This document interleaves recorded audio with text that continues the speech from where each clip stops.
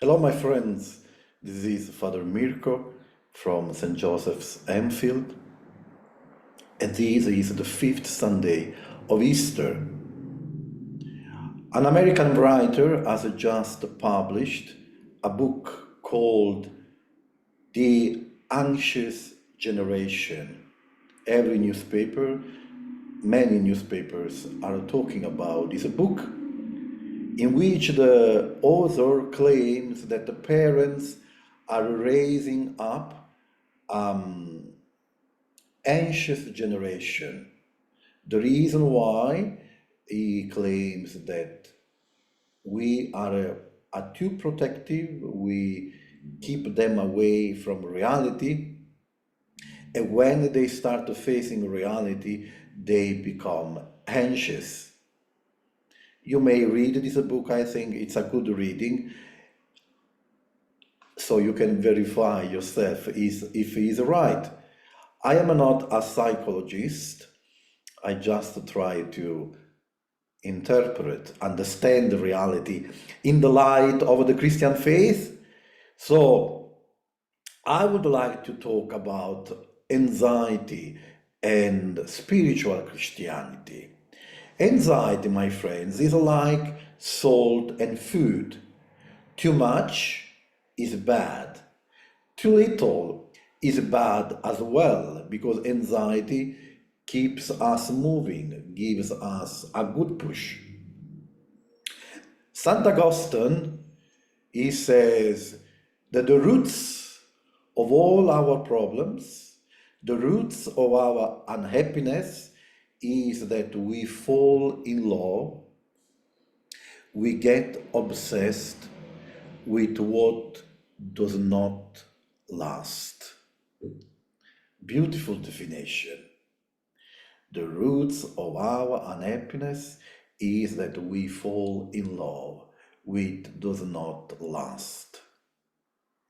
And we can do a very easy exercise together. Now, remember what made you worried, what made you scared 1 year, 5 years, 10, 15, 20 years ago.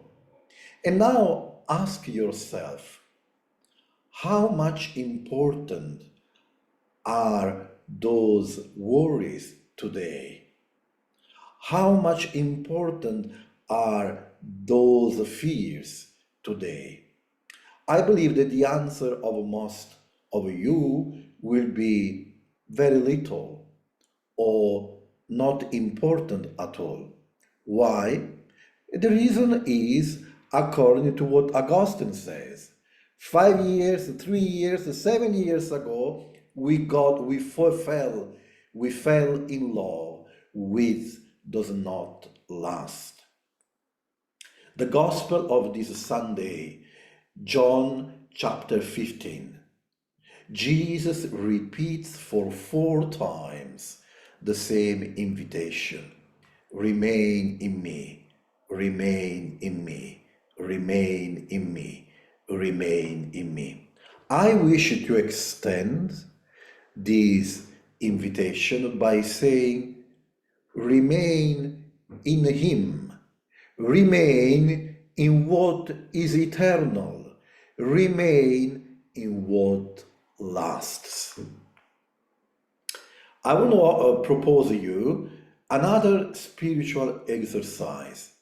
When you are looking at the ocean or you are looking at the mountains, consider they have been there for centuries, for millions of years.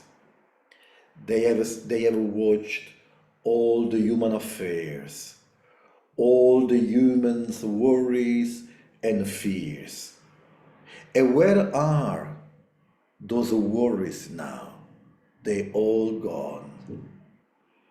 They all have been swept away by the wind of time. We should be like mountains and oceans sometime, looking at what happens with this kind of detachment. In the Western spirituality, there is a beautiful Latin saying: we should see things in the light of eternity, sub specie eternitatis, which means in the perspective of eternity. I want to give you another exercise. Sometime when you go to the cemetery, knock on the coffin of your beloved ones. Make sure that no one sees you, otherwise they will take you to the mental hospital. And ask them, how important are now all those things that made you worried and scared during your time in this existence? And I'm sure your beloved ones, they will laugh at your face, and they will peaceful turn on the other side.